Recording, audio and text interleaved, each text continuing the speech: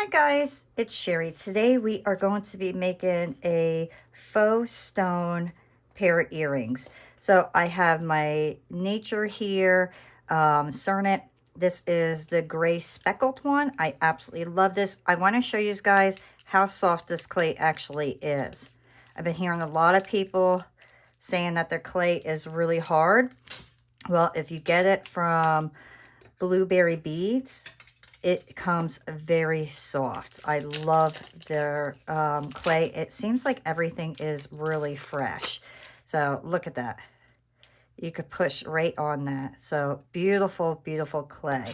So I always use the Primo clay, but I've been getting into Cernet more and more. So I want to see how this differs from my Primo faux stone look. So I did a sun and moon previously, and I am going to do another sun and moon just to see what the difference is. So let me condition this clay. All right, so I have this well conditioned. I ran it through my pasta machine quite a few times to make sure that it's perfectly blended. So now I have my silk screen. I just received this. I think the silk screen is beautiful, so I really want to play around with it and see what I can create with it. So I have this clay rolled out to a number 3 on my pasta machine. And just to let you guys know, you are always to put your silk screen shiny side down. So if there is no name print, do it shiny side down and it'll be exactly the way it should be. I have so much clay under my nails. Okay, so next we are going to grab our paint and grab your squeegee. And then you're just going to go right over your entire piece here. Now, when you are playing with your silk screens, make sure that as soon as you are done putting the paint on and lifting it up, you rinse it or put it in water. You want to make sure that you get it wet. This way the paint doesn't dry on it, because if the paint dries on it, you will destroy your silk screen. So make sure you are rinsing it. All right, and then you just carefully lift it. And look how beautiful. I love this silk screen. Let me rinse this out right away. All right, so now I am going to let this completely dry, and then we'll come back and start cutting our pieces out. All right, so my piece is mainly dry. I see a couple little tiny wet spots, but I'll stay away from those areas. So I am going to cut my pieces out. Now I left my piece thin. And first of all, I don't like my earrings very thick if I can prevent it, but I want to show you. This is a very detailed cutter. I don't want all those details in it. I want my silk screen to be the detail. So if you keep it thin, you'll only get the outline. The thicker you make it, the more detail is going to show up. So keep it thinner if you just want the outline of your detail cutters. So I'm going to line this up right with my little sun, and then cut it out. Same thing. Now I was going to go with the crescent moon shape, but unfortunately the cutters just did not line up properly with the design. So I'm going to go with a circle, and I kept them where they're about the same size, because I don't want one really small and one large. I want to keep them kind of equal there.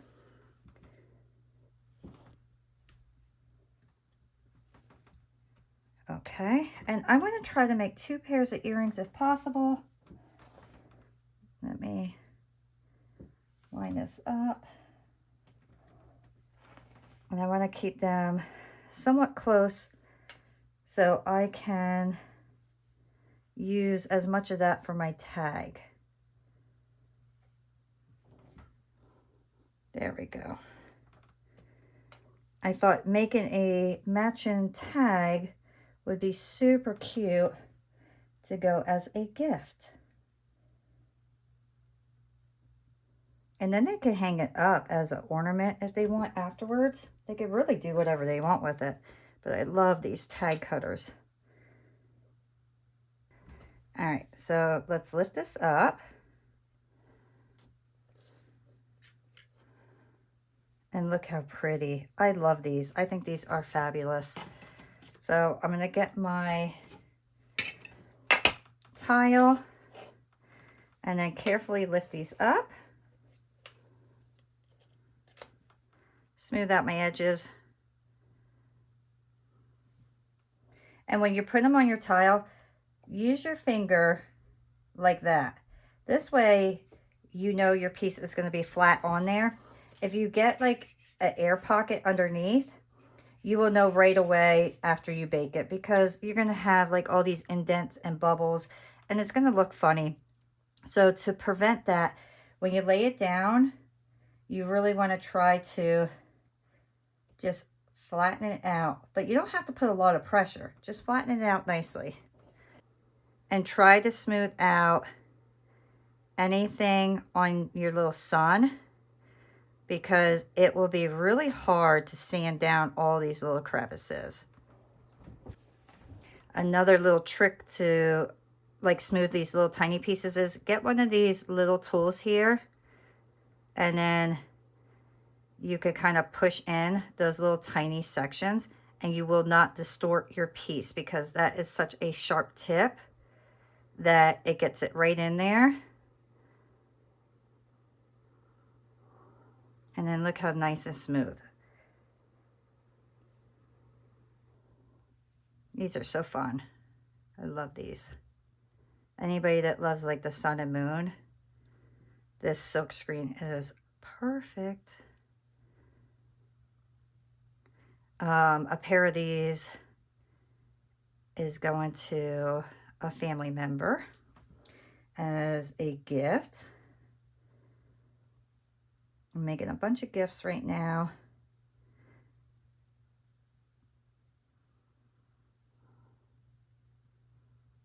I used to sell a lot of my stuff, but now I kind of just create for the fun of it. I honestly don't have patience to do those like little events and stuff like that. I can't think of what they're called off the hand. But I don't want to go to fairs and different things like that. I just want to create for fun and just enjoy it. All right, and then get a little hole press. I'm just using a little cutter here, and I'm going to cut right in the middle. And that'll be the area for my tag, or that'll be the area for my ribbon. And then I'll just take those little pieces out. And I think what I may do is end up just cutting some circles and dangling these off that way. All right, so since this is Cernet clay, I'm going to bake this at 265 for a half hour, and then we will return.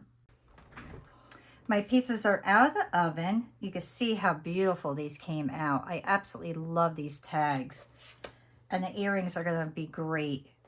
So the next step we want to do is start to embed our jump rings and our earring posts. So the first thing I'm going to do is show you the earring post.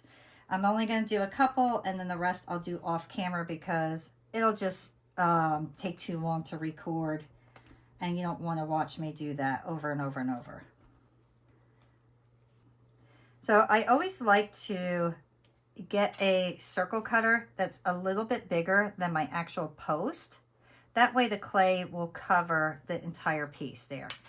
And I'm going to show you on this set right here. So what I want to do first is I will get my super glue, and I'm going to put a little dot right in the middle, because I want this to be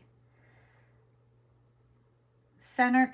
And then I'll take my post, let me pull that up,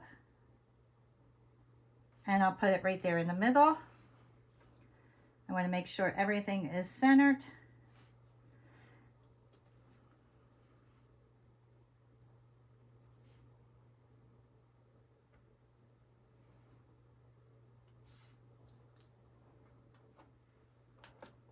I'll give that a couple minutes to dry.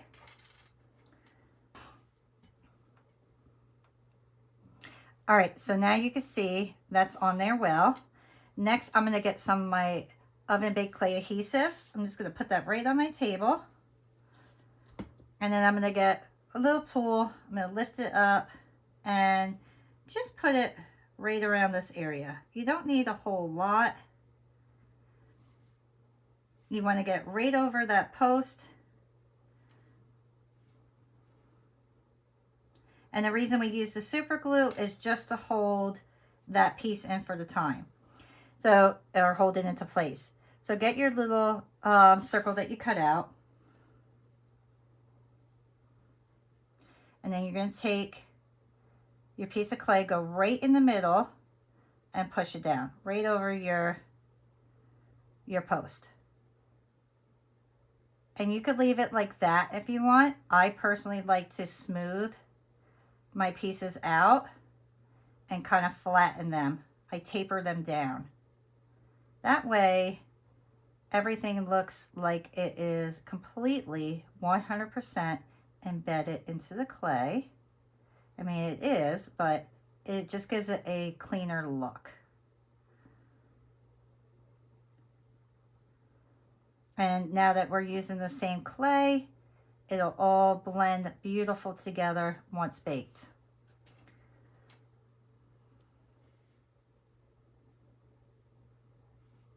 I'm just going to smooth out this area here.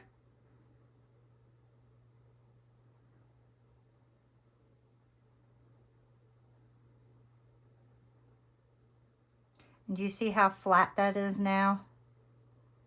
So now that is going to be 100% secure because that clay is going to bake onto that clay and secure your post, and you don't have to worry about it ever coming off.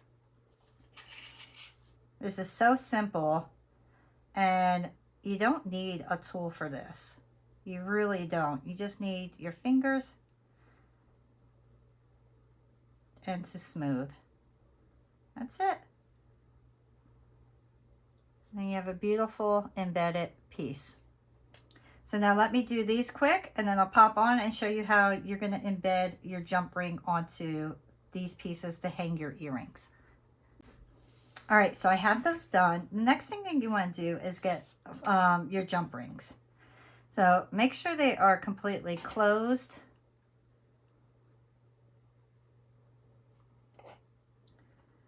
Sometimes they'll come closed, sometimes they're open. So these ones came open, so I got to make sure that I have them all closed before I embed them. And I like to kind of squeeze these so I know that they're flat. Sometimes they'll kind of have like this little bump to them. And then I am once again going to grab my cutter here, and I will cut out 4 little mini circles.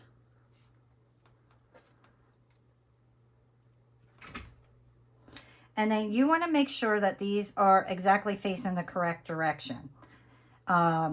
With these, it's centered, so it doesn't really matter. But for these ones, we want our piece to hang right at the top, so our sun and moon are going to be hanging properly.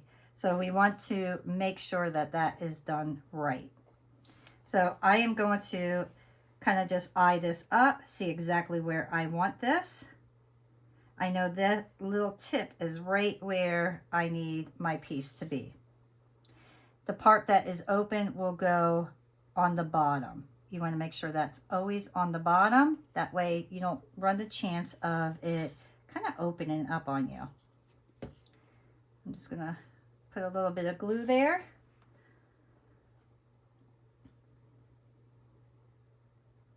Put my jump ring there. And then take my little circle and go right on the bottom. So it'll look like that initially. And then these ones, once again, I want to make sure it's exactly where I want it. It looks good right where it is. And then I'm going to take this and just spread this and make it a little bit more flatter.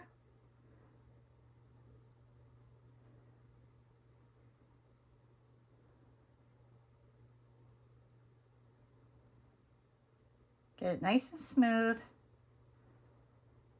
And there you go. Very, very simple. If it moves on you, this one moved just slightly, take something and kind of just wiggle it back into place. Make sure that it's exactly where you need it. You always want to make sure before you bake this piece, that hoop is exactly where you need it.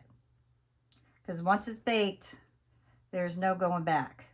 I'm going to clean up the glue here in this little corner. Perfect. Okay. And same thing for our moon. So now with the moon, I need to make sure that that is going to be exactly where I want it.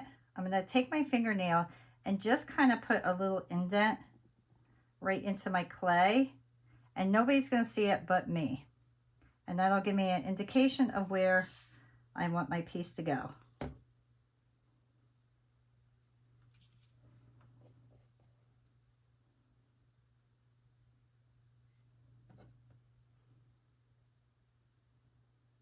Now, I know that moved slightly on me.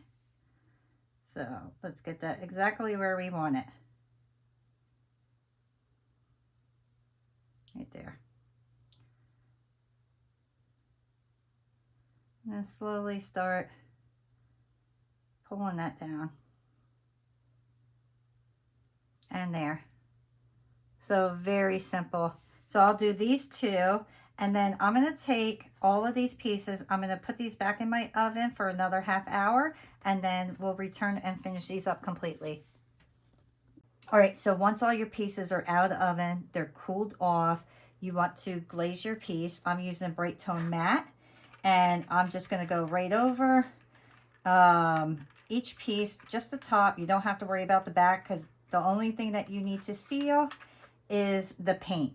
So I love this little gadget here. It basically just holds all my little studs into place, and then I could just work around and glaze everything just like that. So my post will go right into these little holes, and that's all to it. And now I just wait till everything dries, and then I could put on all my little findings.